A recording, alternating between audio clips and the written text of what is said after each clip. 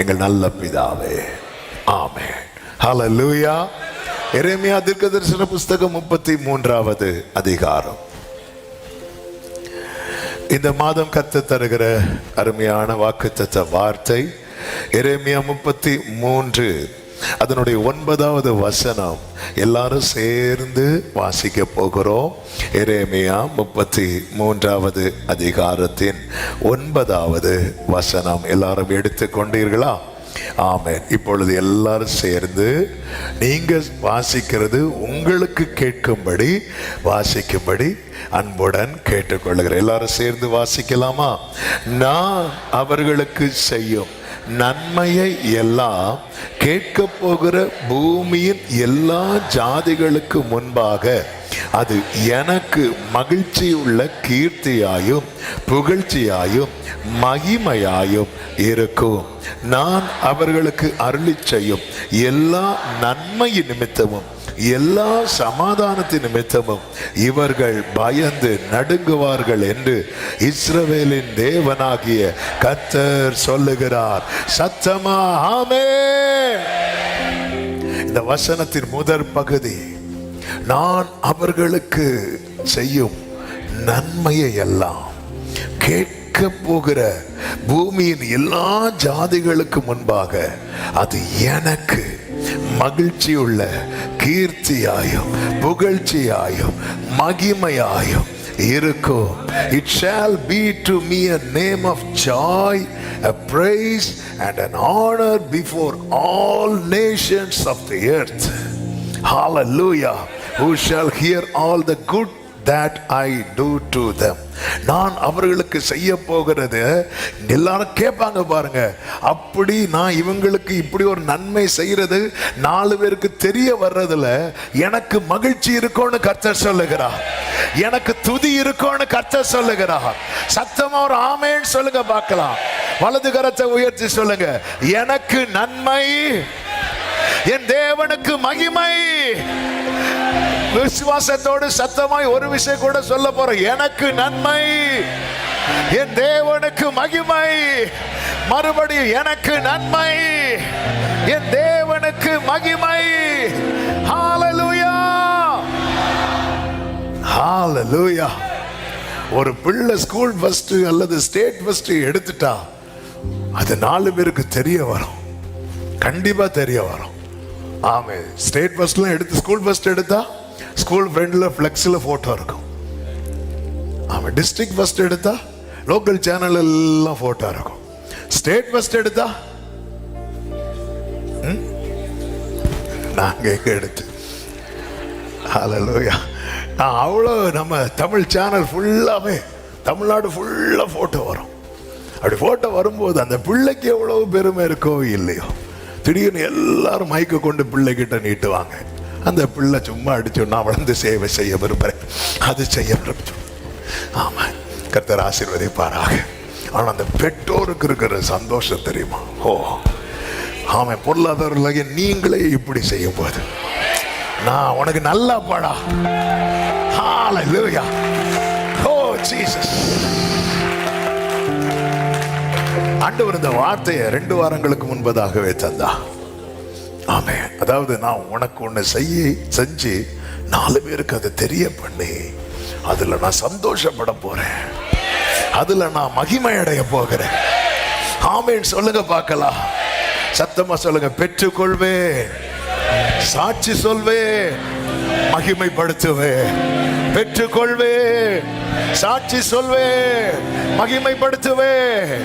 சிறுமைப்பட்டது நிமித்தம் நீ மௌனமா இருந்த நாட்களுக்கு ஒரு முற்றுப்புள்ளி கர்த்தர் அந்த சிறுமைக்கு நீங்களாக்கி கர்த்தர் நன்மை செய்து எல்லா கண்களுக்கு முன்பாய் சாட்சியாய் நிறுத்த போகிறார்.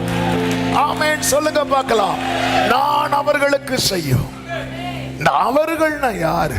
அவர்கள் இந்த வசனத்தில் அவர்களும் இருக்கிறது, இவர்களும் இருக்கிறது. ஹல்லேலூயா. இந்த அவர்கள் யாருன்னா அவர் யாருக்கு செய்ய போறாரோ அவங்கள குறித்து சொல்லப்பட்டிருக்கிறது. இவர்கள்னு யாரை குறித்து சொல்லப்பட்டிருக்கு தெரியுமா? யாரெல்லாம் இத கேட்க போறாங்களோ. ஹல்லேலூயா. அதாவது என்னெல்லாம் உண்டாகுது தெரியுமா? அவருக்கு புகழ்ச்சி உண்டாகுது, அவருக்கு கீர்த்தி உண்டாகுது, அவருக்கு மகிழ்ச்சி உண்டாகுது. கேட்கிற ஜனங்களுக்கு ஆமென் பயம் உண்டாகுது. என்ன பயம் உண்டாகுது தெரியுமா? நம்மை பார்த்தல்ல பயம். ஆமென், நமக்கு ஒரு தேவன் இருக்கிறார். ஹல்லேலூயா. அதாவது ஒருத்தனுக்கு யாருமே இல்லைன்னு வைங்களேன், அவனை எல்லாரும் ஃபுட்பால் விளையாடுவாங்க. ஒருத்தங்களுக்கு யாரும் இல்லைன்னா, அவன் இவங்களுக்கு கேட்கறதுக்கு ஒரு ஆள் இருக்கிறாங்கன்னா, அவங்கள பிடிக்குதோ பிடிக்கலையோ, அவன் அவங்களுக்கு கொடுக்க வேண்டிய கனத்தையும் மரியாதையும் கொடுத்துட்டே இருப்பாங்க. ஆனா இவங்களுக்கு கேட்கறதுக்கு யாரும் இல்லை அப்படின்னு வைங்களேன், மத்தளத்துக்கெல்லாம் 2 பக்கம் தான் அடி விழும். ஆனா சிலருக்கு விழுற அடியை பார்த்தா ஆமென் ஹல்லேலூயா, கேட்கறதுக்கு ஆள் இருக்கு. இங்க ஏதாவது ஆச்சுன்னா மேல் இடத்துல இருந்து இதாகும், அங்க இருந்து இதாகும்னா அவங்கள தொட மாட்டாங்க. சில பாத்தீங்களா, சில கார்ல வந்து அவங்க சிம்பலை ஓட்டி இருப்பாங்க. அங்க ஏதாவது ஏதோ சம் இஷ்யூ வருது, ஏதோ பிரச்சனை வர மாதிரி இருந்து அந்த கார்ல அந்த சைனை பார்த்தது, சிம்பலை பார்த்தது, வெற்று வெற்று ஆள் வேற. சிலர் கடன் வாங்கி கொடிய வர நாட்டிட்டு ஒரே ஓட்டம். இப்போ எந்த கட்சி இருக்கு, வெடு வாங்கு, அடுத்து எந்த கட்சி மாத்து கொடிய. சிலர் பாருங்க எல்லா கொடியும் வச்சிருப்பாங்க, எல்லா கொடியும் ஏதாவது ஒண்ணு. ஆமென் ஹல்லேலூயா.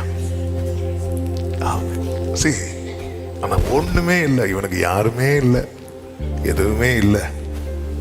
ஆண்டவர் சொல்றார், அப்படி நினைக்கிறவங்களுக்கு எல்லாம் ஒரு பயத்தை நான் கொடுக்க போறேன். எப்படிப்பட்ட பயம் தெரியுமா? ஆமென், நான் அவர்களுக்கு செய்யும். ஆமென் ஹல்லேலூயா. ஏதுமில்லை என்ற துணையாளர் என்னை விட்டு சொன்னதை செய்திடும் தகப்பனவர், சொன்னதை செய்திடும். கைகளை உயர்த்தி நம்புவே நம்புவே.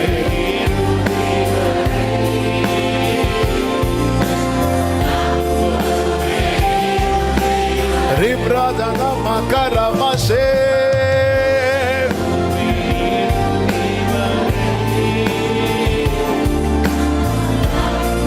ஆமென். இந்த வசனத்தை வச்சு இன்னையில இருந்து ஒரு சிம்பிள் பிரேயரை சொல்லி கொடுக்கிறேன். நீங்க டெய்லி பண்ணுங்க. என்ன தெரியுமா? ஆண்டவரே, உமக்கு மகிழ்ச்சி உண்டாக எனக்கு நன்மை செய்யும், உமக்கு புகழ்ச்சி உண்டாக எனக்கு நன்மை செய்யும், உமக்கு மகிமை உண்டாக எனக்கு நன்மை செய்யும். ஹல்லேலூயா. என் கூட சேர்ந்து சொல்வீங்களா? கரங்களை உயர்த்தி, ஆண்டவரே உமக்கு மகிழ்ச்சி உண்டாக எனக்கு நன்மை செய்யும், உமக்கு புகழ்ச்சி உண்டாக எனக்கு நன்மை செய்யும், உமக்கு மகிமை உண்டாக எனக்கு நன்மை செய்யும். ஆமென்.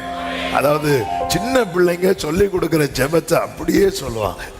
என் வாழ்க்கையில மறக்காத ஒரு ஜெபம் உண்டு. என்ன ஜெபம் தெரியுமா? இயேசு தெய்வமே, என் தெய்வமே, ஏழை பிள்ளை நான், என்னை இரட்சியும். ஏன்னா அப்ப நான் இதை படிக்கும்போது யாரா இருந்தேன் தெரியுமா? சின்ன பிள்ளை. ஆனா இப்போ எனக்கு யாராவது ஜெபம் சொல்லி தந்தா எனக்கு மறந்துடும். ஏன்னா நமக்கு தெரியாத ஜெபமா. சரி, ஏன்னா எதுக்கு இது சொல்றேன் அப்படின்னா, இப்படிதான் ஜெபம் அப்படி அல்ல. வசனத்தை வச்சு மெடிடேட் பண்ணும்போது ஆவியானவர் எப்படி கட்டுத்தாரோ அதை சபைக்கு வந்து சொல்றேன். ஆமென். அதை வந்து நீங்க சின்ன பிள்ளை மாதிரி எடுத்துக்கிட்டீங்கன்னா உங்க சாட்சி சீக்கிரம் கேட்ப. அதுக்குதான். ஆமென். ஏன் இதை சொல்லி கொடுக்குறோன்னா, ஏதோ இந்த மாசத்துக்கு இந்த வசனம் அப்பா முடிஞ்சுப்பா, இந்த மாசம் இந்த வசனத்தை வச்சு ஓட்டிடலாம், இனி அடுத்த மாசத்துக்கு அப்படி இல்லை. ஆமென். வார்த்தையை கேட்கும்போது இருக்கிற சந்தோஷம் எப்போ பூரணமாகும் தெரியுமா? அதுல ஒரு 4 சாட்சி எழும்பி சொல்லும் போது பூரணமாகும். ஆமென். காதினால கேட்க வைக்கிறார், பேச வைக்கிறார். அந்த சந்தோஷம் பூரணமாகிறது. அதை பெற்றுக்கொண்ட 4 பேர் எழும்பி, எஸ் கர்த்தர் எல்லா கண்களுக்கு முன்பதாக நான் சாட்சியாய் நிற்கும்படி எனக்கும் என் குடும்பத்துக்கும் கர்த்தர் ஒரு அற்புதம் செய்தா. இந்த மாசம் எத்தனை பேர் சொல்லுவேன் நம்புறீங்க? கர்த்தர்கிட்ட சொல்ல வைப்பார் நம்புறவங்க ஆமென் சொல்லுங்க பார்க்கலாம். நீங்க டெய்லி இந்த வசனத்தை படிங்க. இந்த வசனத்தை கூட இன்னொரு வசனம் படிக்கணும். என்ன வசனம்?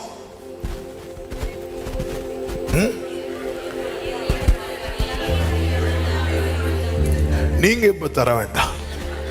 ஹல்லேலூயா. சங்கீதம் 104 கேட்டதுன்னு சொன்னீங்க. 28 மறக்கவே எப்பவுமே. அது ஆண்டவர் நோக்கு ஒரு வார்த்தை தர்றது அந்த 1ஆம் தேதி கை தட்டிட்டு போறதுக்குல்ல. ஆமென். சுதந்திரிக்கணும். நான் கேட்ட பல சாட்சிகள்ல 90% சாட்சி எப்படி இருக்கும் தெரியுமா? அந்த வேர்டை வச்சு ஜெபம் பண்ணுவாங்க. வேர்டை வச்சு ஜெபம் பண்ணுங்க. தாவீது அப்படிதான், ஆண்டவரே நீர் நம்ப பண்ணின வசனத்தை உமது அடியேனுக்காக நினைத்தருளும். அது சிறுமையில் எனக்கு அவன் என்னைக்கோ சொன்னது, கஷ்டப்பட்ட போது சொன்ன வார்த்தையை எங்க வர கொண்டு வந்துட்டார் பாத்தீங்களா? ஆமே. என்னைக்குமே இந்த வசனத்தை, அதான் வசனத்தை வச்சு ஆண்டவரே உமக்கு புகழ்ச்சி உண்டாக என்னை நினைத்தருளும். ஆண்டவரே உமக்கு துதி உண்டாக என்னை நினைத்தருளும்.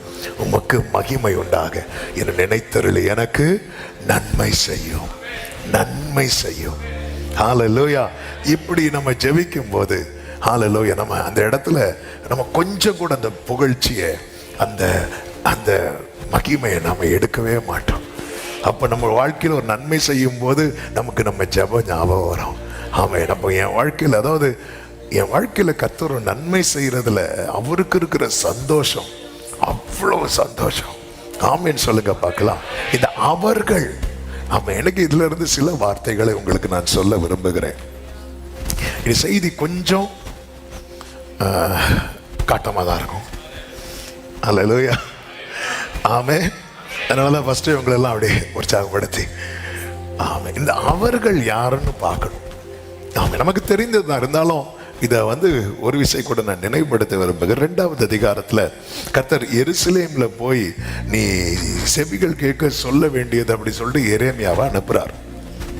இந்த எரேமியாவை குறித்து ஒரு வார்த்தை சொல்லிவிட்டு சொல்லுகிறேன். அப்போ உங்களுக்கு இந்த வார்த்தை புரியும். நீங்கள் ரெகுலராக பைபிள் படிக்கிறவங்க இருப்பீங்க, நீங்கள் கண்டினியூ பண்ணுங்க. அது கூட இந்த மந்த் நீங்கள் இந்த எரேமியா புஸ்தகத்தை கொஞ்சம் நல்லா மெடிடேட் பண்ணுங்க, நல்லா வாசிங்க, அதிகமாக வாசியுங்கள். இந்த வசனத்தோடு உங்களை நீங்கள் அதிகமாக ட்ராவல் ஆகிறதுக்கு ஈஸியாக இருக்கும். நீங்கள் ரெகுலராக படிக்கிற போர்ஷன் படிச்சுட்ருங்க. சில பார்க்குறாங்க, நாங்கள் எங்கே படிக்கிறோம், நாங்கள் கலண்டரை எப்படி பார்ப்போம், கர்த்தர் இன்று உன்னை ஆசீர்வதிப்பார், அவ்வளோதான். அது 2010 உள்ள கலண்டர், அது கூட தெரியாது. ஆமென். ஹல்லேலூயா. இன்னைக்கு இல்லை, நாளெல்லாம் மாறி இருக்கு. மாறி இருந்தால் என்ன, ஏதோ ஒரு வசனம் இருக்கும். ஆமென். இந்த கலண்டரில் வசனம் போடுறதெல்லாம் யாரு தெரியுமா? பிரஸ்ஸுக்காரங்க. டிஃபால்ட்டாக ஒரு 4-5 வச்சிருப்பாங்க. ஆமென். ஹல்லேலூயா. அது வார்த்தை, அதுவும் பேசும், இல்லைன்னு இல்லை. ஏன்னா அதுவும் என்கிட்ட பேசியிருக்கு, அதனால தான். ஆனால் நம்ம அப்படியே நம்மளை தெய்வீகத்துக்கு அடுத்த காரியத்தில் நம்மளை சுருக்கவே கூடாது. ஆமாம். நீங்கள் இன்னைக்கு இந்த வாரம் ஃபுல்லாக எரேமியா நல்லா படிங்க. ஆண்டவருடைய ஹார்ட் நமக்கு தெரியும்.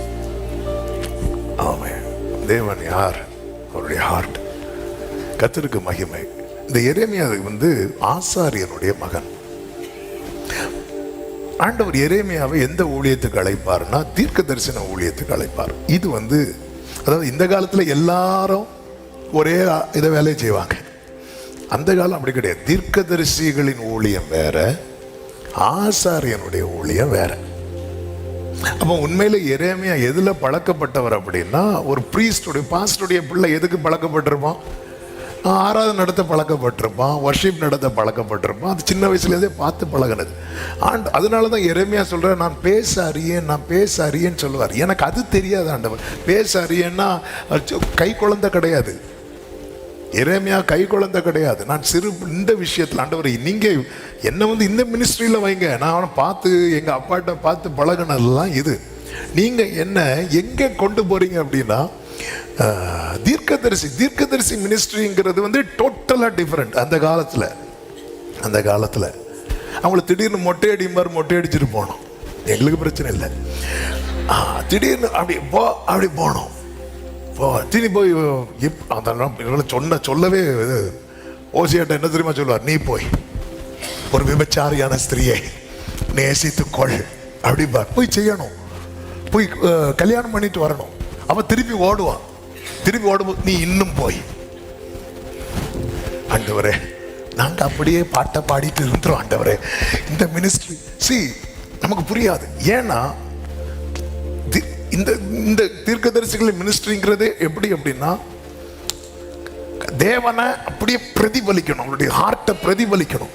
ஒரு தீர்க்கதரிசி சாம்பல்ல உட்காந்தானா கர்த்தர் உட்கார்ந்தது போல, ஒரு தீர்க்கதரிசி வஸ்திரத்தை கிழிச்சிட்டு அழுறான் புலம்புறான் அப்படின்னு. அதனாலதான் எரேமியாவின் என்னை ஜனங்கள் யார் என்று சொல்லுகிறார்கள் அப்படின்னு கேட்பார். கேட்கும்போது சிலர் எரேமியான்னு சொல்றாங்க அப்படின்னு. அவன் எரேமியாவுக்குள்ள என்ன இருந்துச்சுன்னா கண்ணீர். அது எரேமியாவின் கண்ணீர் அல்ல, அது இவருடைய கண்ணீர். ஆமென். இந்த எரேமியா வேண்டாம் ஆண்டவரே வேண்டாம், நீ வா, நான் உன் கூட இருக்கிறேன். ஏன் எரேமியாவை தூக்குறாருன்னா, எரேமியாவை வச்சு அதிகமா அவர் ப்ரீச் பண்றது, ப்ராஃபஸி சொன்னது ஃபுல்லா எங்க அப்படின்னா ஆலயத்துல தான். அதுலயும் அதிகமா யாருக்கு அப்படின்னா ஆசாரியர்களுக்கு, பெரிய தேவனை ஆராதிக்கிறவங்களுக்கு. அப்ப ஆல்ரெடி இவர் ஆலயத்திலே பழக்கப்பட்டவர். அதனால கொஞ்சம் போல்டா இந்த ஆசாரியர்கள்ட்ட எல்லாம் பேசுறதுக்கான தைரியம் ஆட்டோமேட்டிக் யாருக்கு வந்துடும்? ஒரு ஆசாரியனுடைய மகனுக்கு வந்துடும். புதுசா சர்ச்சினா என்ன தெரியாதுன்னு வந்து பேசுறவங்களுக்கு எல்லாம் பேச முடியும். ஆண்டவருடைய செயல் ரொம்ப ஆச்சரியமானது. உங்களை ஒரு குடும்பத்தில் பிறக்க வைப்பதற்கு ஒரு நோக்கம் உண்டு. உங்களை ஒரு சூழ்நிலையில் வளர்க்க வைப்பதற்கு ஒரு நோக்கம் உண்டு. கர்த்தர் உங்களை என்னைக்குமே புரிஞ்சுக்கோங்க, என் வாழ்க்கையில் ஆண்டவர் இதுவரை தப்பு பண்ணினதே கிடையாது. அப்படி சொல்றவங்க மட்டும் சச்சமா ஆமென். என் லைஃப்ல எங்க அப்பா தப்பு பண்ணிருக்கலாம், ஒருவேளை எங்க அம்மா தப்பு பண்ணிருக்கலாம், ஒருவேளை என் கூட இருக்கிறவங்க தப்பு பண்ணிருக்கலாம். நான் தப்பு தான். ஆனா நான் தைரியமா சொல்லுவேன், என் வாழ்க்கையில இதுவரை என் ஆண்டவர் தப்பு பண்ணினதே. நம்புறவங்க மட்டும் கரங்களை சற்றி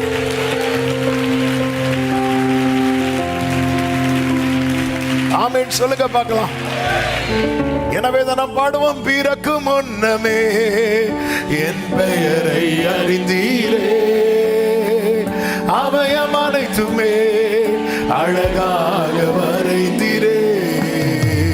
பிறக்கு முன்னமே என் பெயரை அறிந்தீரே, அவயம் அனைத்துமே அழகாக வரைந்தீரே. என்னிடம் உள்ளதை அந்நாள் வரையிலுமே அதை காத்திட வல்லவரே.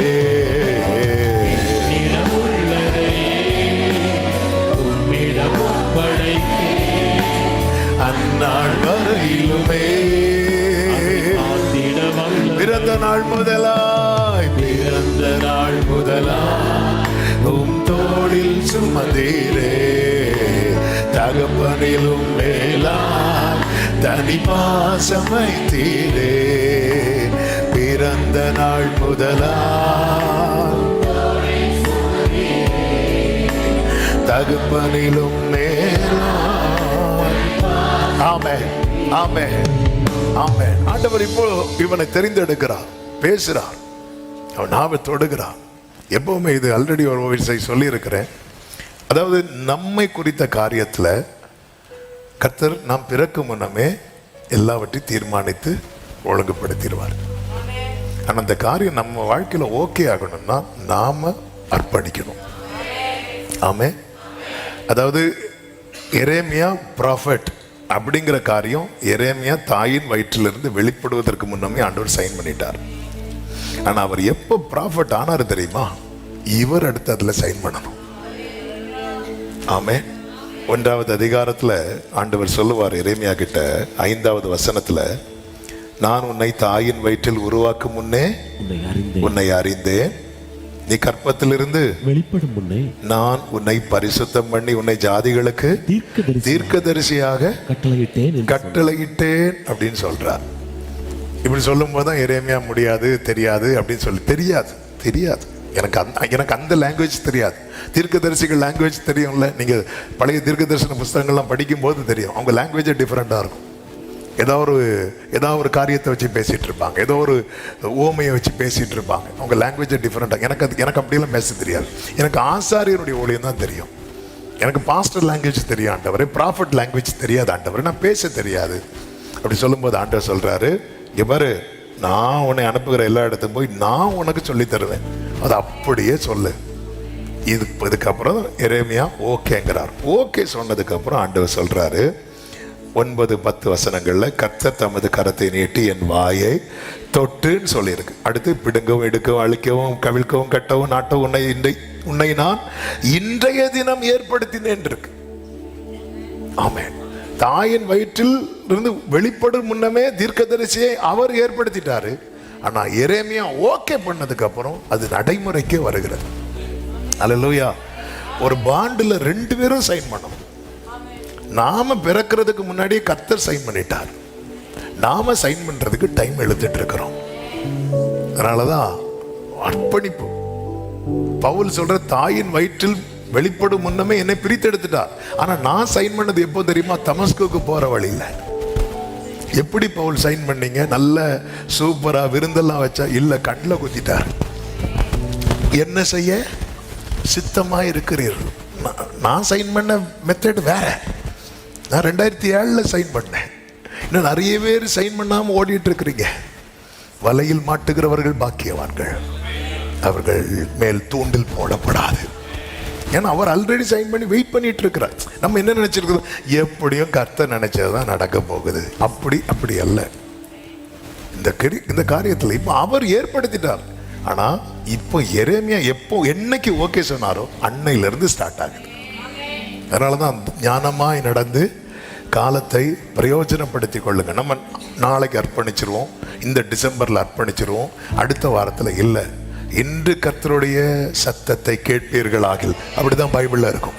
நீங்க எப்ப படிச்ச, இன்று அவருடைய சத்தத்தை கேட்பீர்களாகில் உங்கள் இருதயத்தை கடினப்படுத்தாதிருங்கள். நான் செய்திக்குள் வர விரும்புகிறேன். ஆமே, இது சொல்லணும்லாம் நினைக்கல. ஆனா யாருக்கோ கர்த்தர் சொல்ல வச்சிட்டு இருக்கிறார். கர்த்தருக்கு மகிமை. கர்த்தர் யார் இந்த அவர்கள்? 2:4 வாசிங்க. எரேமியா 2:4. யாக்கோபின் குடும்பத்தாரே, இஸ்ரவேல் குடும்பத்தின் வம்சங்களே, நீங்கள் எல்லாரும் கர்த்தருடைய வார்த்தையை கேளுங்கள். யாக்கோபின் குடும்பத்தார். இந்த யாக்கோபு யார்? எரேமியா 10:16 சொல்லப்பட்டிருக்கிறது, யாக்கோபு இஸ்ரவேல் அவருடைய சுதந்திரமான கோத்திரம். இன்னும் ஆமென், புதிய ஏற்பாட்டு பார்வையில அல்லது ஆவிக்குரிய பார்வையில சொல்ல வேண்டுமானால், அவரால் தெரிந்தெடுக்கப்பட்டவன். இந்த காலை வேளையில எத்தனை பேருக்கு நிச்சயம் இருக்கிறது? நான் தேவனால் தெரிந்தெடுக்கப்பட்டவன் நிச்சயம் உள்ளவர்கள். சத்தம் ஆமேன்னு சொல்லுங்க. அது மட்டுமல்ல, இந்த யாக்கோபு யாரு? எரேமியா 31:11 வாசிக்கலாம். அங்கே இப்படி சொல்லப்பட்டிருக்கிறது, கர்த்தர் யாக்கோபை மீட்டு அவனிலும் பலத்தவனுடைய கைக்கு அவனை நீங்களாக்கி விடுவிக்கிறார். இந்த யாக்கோபு யாரு? தேவனால் தெரிந்தெடுக்கப்பட்டவன், தேவனால் மீட்கப்பட்டவன், தேவனால் மீட்கப்பட்டவன். மல்கியா 1:1-2 வசனங்களை பார்க்கும்போது யாக்கோபு யாரு அப்படின்னா, அவன் தேவனால் சிநேகிக்கப்பட்டவன்.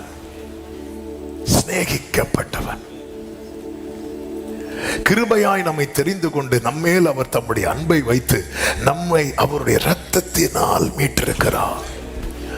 ஆமா, இங்கே நாம் கூடி வந்திருக்கிறோம், பல சூழ்நிலையில் வந்திருக்கிறோம், பல நிலைமைகளில் இருந்து வந்திருக்கிறோம், பல கடினமான பாதைகளை சந்தித்தவர்களாக இருக்கலாம். அநேக வித்தியாசங்கள் உலக பிரகாரமான பார்வையிலே நமக்குள்ளே காணப்பட்டாலும் நம்ம எல்லாருக்குமே பொதுவான ஒரு அடையாளம் இருக்கிறது. என்ன தெரியுமா? நாம் அவருடைய இரத்தத்தால் கழுவப்பட்டு மீட்கப்பட்டவர்கள். இயேசுவின் இரத்தத்தால் நான் மீட்கப்பட்டவன் என்று சொல்லுகிறவர்கள் சத்தமா ஆமென் சொல்லுங்க பார்க்கலாம். கர்த்தரால் மீட்கப்பட்டவர்கள் ஆனந்த களிப்புடன் பாடி சீயோனுக்கு வருவார்கள். நித்திய மகிழ்ச்சி அவர்கள் தலையின் மேல் இருக்கும், சஞ்சலமும் தவிப்பும் ஓடி போகும். இன்னைக்கு இங்கே வந்திருக்கிறவர்களை எல்லாரும் எப்படி பார்க்கிறாங்கன்னு தெரியாது, ஆனா பரலோகம் ஒரே பார்வைதான். என்ன பார்வை தெரியுமா? இவர்கள் மீட்கப்பட்டவர்கள், இவர்கள் தெரிந்தெடுக்கப்பட்டவர்கள், இவர்கள் தேவனால் சிநேகிக்கப்பட்டவர்கள். சத்தமா ஆமென் சொல்லுங்க பார்க்கலாம். மீட்கப்பட்டவர்கள். அப்ப மீட்கப்பட்டவர்கள் வாழ்க்கையில கர்த்தர் ஒரு நன்மை செய்வது நிமித்தம் அவர் சந்தோஷப்படுகிறார், அவர் புகழப்படுகிறார், அவர் மகிமைப்படுகிறார். ஹல்லேலூயா, ஆமென். அதாவது என் வாழ்க்கையில கர்த்தர் ஒரு நன்மை செய்கிறது நிமித்தம் அவருக்கு மகிழ்ச்சி உண்டாகிறது. ஆனா புகழ்ச்சியும் கனமும் உண்டாகணும்னா அந்த நன்மையை பெற்றுக்கொண்டு நான் என்ன செய்கிறேன் என்பதில் இருக்கிறது. சத்தமா ஆமென் சொல்லுங்க பார்க்கலாம். 10 குஷ்டரோகிகள் இயேசுவினிடத்தில் வருகிறார்கள். தூரத்திலிருந்து சத்தம் இடுகிறார்கள், கிட்ட வர முடியாது. ஏன்னா அவங்களுக்கு இருந்த வியாதி அப்படிப்பட்ட வியாதி. தூரத்திலே இருந்து சத்தம் போடுறாங்க. இயேசு சொன்னா, நீங்க போங்க, போய் ஆசாரியனுக்கு காட்டுங்க. ஏன்னா பிரமாணம் சொல்லுகிறது, ஒருத்தன் குஷ்ட ரோகம் ஒருத்தனுக்கு வந்துட்டுனா அவனை பாளையத்துக்கு புறம்பே வைக்கணும். அவனுக்கு கிளியர் ஆனதுக்கு அப்புறம் அதை ஓகே பண்றதே யாரு தெரியுமா? ஆசாரியன். அதுக்கு ஒன்று சில மெத்தட்ஸ் இருக்கிறது, அதை செஞ்சுட்டு உள்ள வரணும். அதனால ஆண்டவர் சொல்லுவார், நீங்க போங்க, ஆசாரியனுக்கு உங்களை காட்ட போங்க, நீங்க போகிற வழியிலே நீங்க சுகம் கிடைக்கும். அப்படியே போறாங்க. 10 பேருக்கு சுகம் கிடைக்குது. சுகம் கிடைச்சது மீதி 9 பேரும் அந்த அவங்க ஆசாரியர்கிட்ட காட்ட போகும்போது ஒருத்தர் மட்டும் பிரதான ஆசாரியர்கிட்ட திரும்பி வரான். ஆமென். ஏன் அவங்க ஆசாரியர்கள்ட்ட காட்ட போனாங்க தெரியுமா? சீக்கிரம் ஓகே பண்ணி வீட்டுக்கு போறதுக்கு. ஆமென். ஆனா இவன் மட்டும் நினைக்கிறான், இதை அவர்லாம் பண்ணார். அவன் வந்து நன்றி செலுத்துகிறான், மகிமைப்படுத்துகிறான். அதாவது நம்ம பிள்ளைங்களுக்கு ஒரு நன்மை செய்யும் போது அந்த பிள்ளைங்க சந்தோஷப்பட்டான். இப்போ பிள்ளைங்களுக்கு விரும்பி கேட்கிற காரியத்துல முக்கியமான காரியம் என்ன சொல்லுங்க பாப்போம்? என்ன கோரஸ்? ஆமென். ஒரு மொபைல் வாங்கி கொடுக்கும். சில பசங்க வருவாங்க, அப்படி புது போன் ஜெபம் பண்ணுங்க, ஏதோ ஆண்டவரே ஆசீர்வதிங்கப்பா. ஆமென். அதுக்கப்புறம் ஆளையும் காணாது, போனையும் காணாது. ஆமென். ஹல்லேலூயா. சரி, இப்போ பிள்ளைங்க ஒரு ஃபோன் வாங்கி கொடுக்குறோம் வைங்களேன். பிள்ளை அந்த ஃபோனை பார்த்து சந்தோஷப்படுறதை பார்த்து நமக்கு என்ன உண்டாகும்? சந்தோஷம் உண்டாகும். அந்த ஃபோனை பிள்ளை தப்பா யூஸ் பண்ணதுன்னு வைங்களேன்,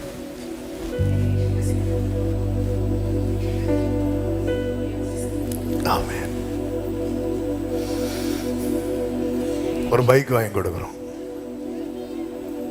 பிள்ளை ஸ்கூலுக்கு போயிட்டு டியூஷன் போயிட்டு ரொம்ப கஷ்டப்படுறான், பைக் வாங்கி கொடுக்குறோம். பாஸ்டர், பிள்ளைய காணல, பைக்கில் எங்கே கொடைக்கானல் போயிருக்கானா?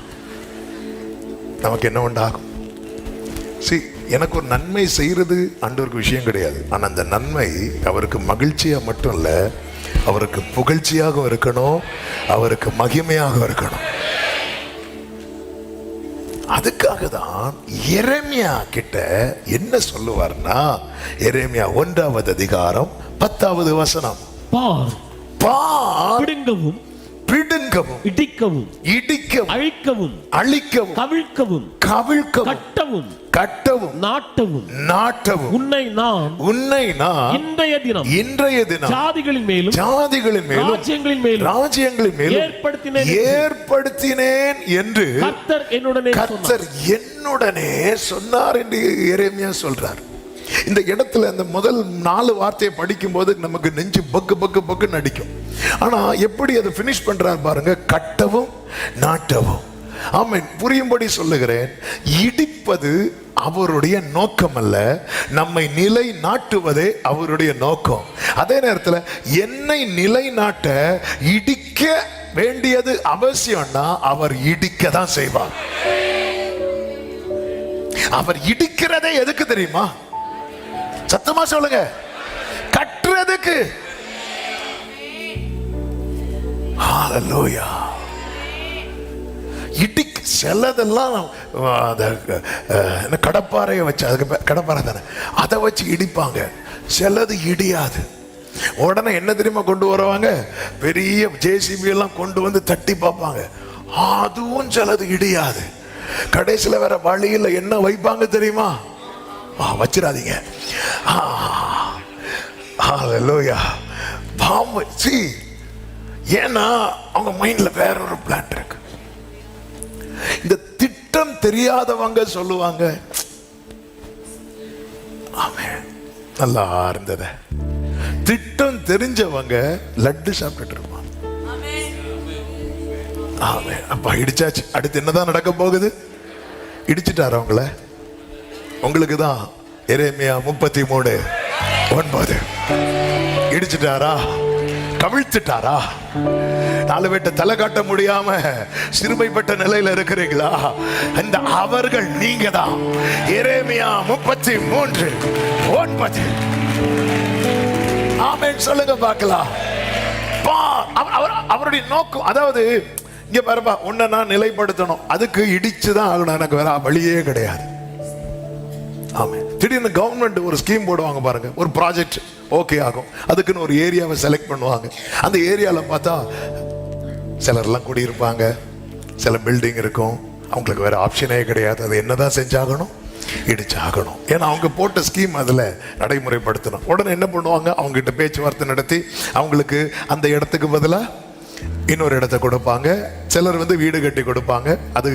அதுக்குள்ள நான் போகலை. உடனே என்ன பண்ணுவாங்க? இவங்களெல்லாம் அந்த இடத்த விட்டு ஷிஃப்ட் பண்ணிட்டு, காலி பண்ணிட்டு அந்த இடத்துல தரைமட்டமாக்குவாங்க. தரைமட்டமாக்குனதுக்கு பிறகு ஒரு சில மாதங்கள் அல்லது ஒரு சில வருஷங்கள், நம்ம ஊருனா சில வருஷங்கள், வெளிநாடுனா சில வாரங்கள், அவ்வளோதான் வித்தியாசம். ஆமென். நல்ல. ஏன்னா நம்ம ஊரில் ஒரு செங்கல் வச்சுட்டு ஒரு வாரம் லீவு. அங்கெல்லாம் பார்த்தீங்கன்னா கட கட கடலாம் நடக்கும். ஆமென். அதுக்கப்புறம் பார்த்தீங்கன்னா எப்படி எனக்கு ஒரு இப்பயே உங்களுக்கு நன்மை செய்ய முடியாதா? முடியும்பா. ஆனா எனக்கு அந்த நன்மையில என்ன இருக்கணும் தெரியுமா? மகிழ்ச்சி இருக்கணும். அல்லேலூயா. ஒரு 4 வயசு பிள்ளை, இப்போ டேவிட் பையன் டேவிட், அப்பா எனக்கு ஒரு பைக் வாங்கி தாங்கப்பான்னு கேட்குறான். டேவிட் பைக் வாங்கி கொடுப்பாரா? கொடுப்பாரு. டாய் ஷாப்ல நிறைய இருக்கு, நிறைய வாங்கி கொடுத்துருக்காப்ல. கண்ணு வாங்கி தாங்கப்பான்னு கேட்பான். ஆமென். அந்த ஏஜ் பார்த்தீங்களா? உங்களுக்கு வாங்கி தர தெரியாத ஆண்டவரே, முடியும்பா. ஆனா அது எனக்கு எப்படி இருக்கணும் தெரியுமா? மகிழ்ச்சியா இருக்கணும். சில பிள்ளைங்களாம் பைக் வாங்கி கொடுத்து ரத்த கண்ணீர் வடிச்சிட்டு இருக்கிறாங்க. பாஸ்டர் ஃப்ரீயா இருக்கிறீங்களா? என்ன பைக்கு? அவங்களுக்கு அப்படி சந்தோஷத்துல இல்ல, பக்கு பக்குன்னு இருக்கு. ஆமென். சில பசங்கள்லாம் போவாங்க பாருங்க, ஆனா பைக் வாங்கின அன்னைக்கு 40, பிரேயருக்கு அப்புறம் 60, 3 மாசத்துக்கு அப்புறம் 100, அப்புறம் 108.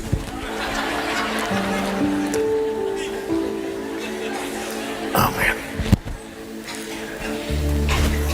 நான் சொன்ன ஸ்பீடு.